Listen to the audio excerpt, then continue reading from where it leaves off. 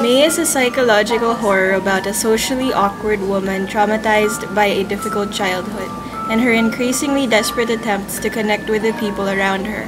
Her obsessive behavior and deviant approach ultimately send her into a skewed sense of perfection.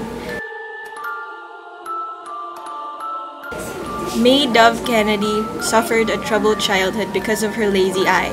Her mother, in her attempt to make her daughter's life normal, tried to hide the eye. With this gesture, May's mother unknowingly triggered May into a repressive state, pulling down her self-esteem and sense of self-worth.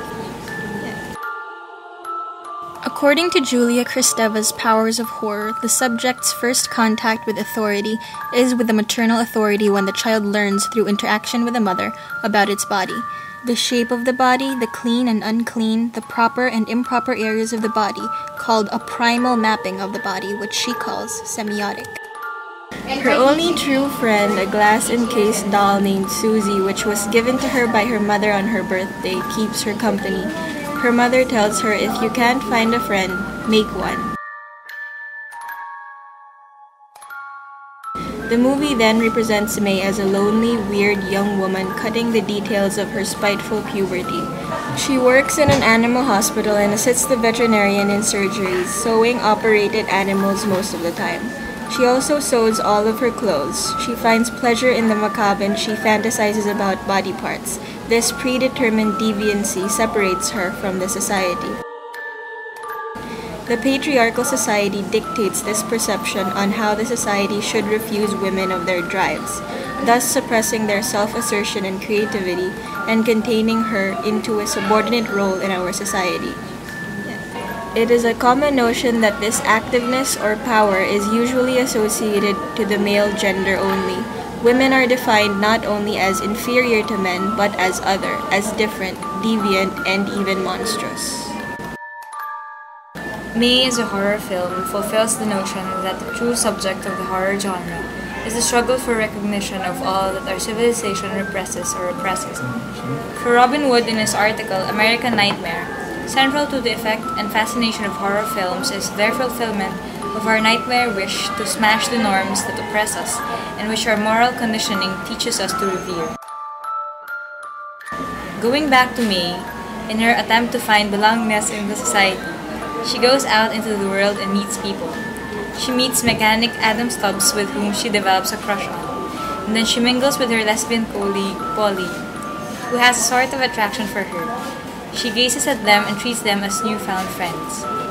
Based on the article When the Woman Looks by Linda Williams, the woman's difference from the masculine norm is not only defined as monstrous, but is also punished. The gaze is associated with activity and control, and women are therefore either refused the active gaze or punished for exercising it. The narrative processes that transform curiosity and desire into masochistic fantasy takes hold of the female gaze and uses it against the bearer.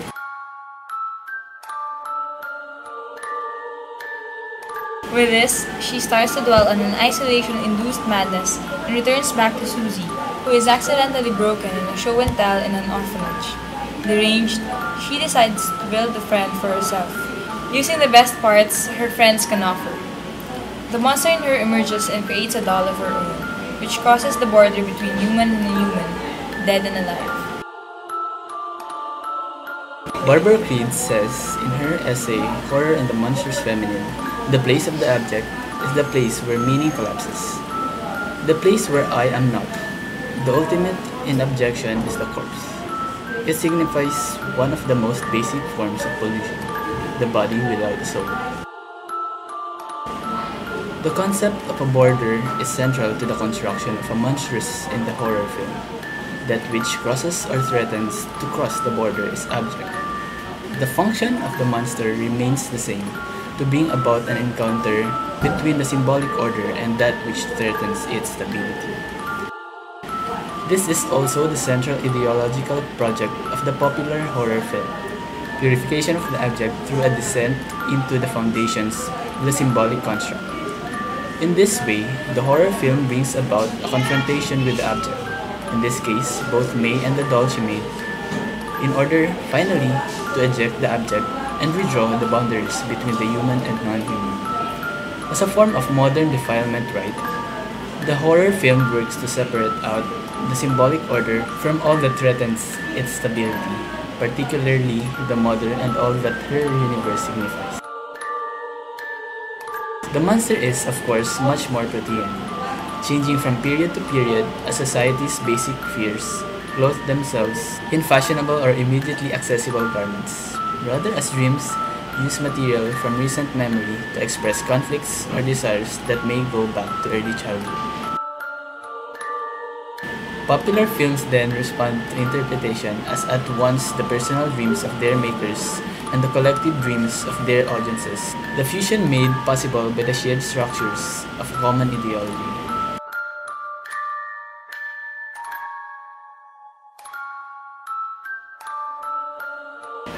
But setting this aside, the monster is clearly the emotional center and much more human than the cardboard representatives of normality.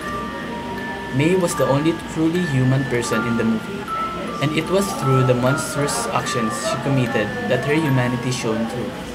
She revealed humanity as it is, imperfect, erotic, ever-changing, monstrous.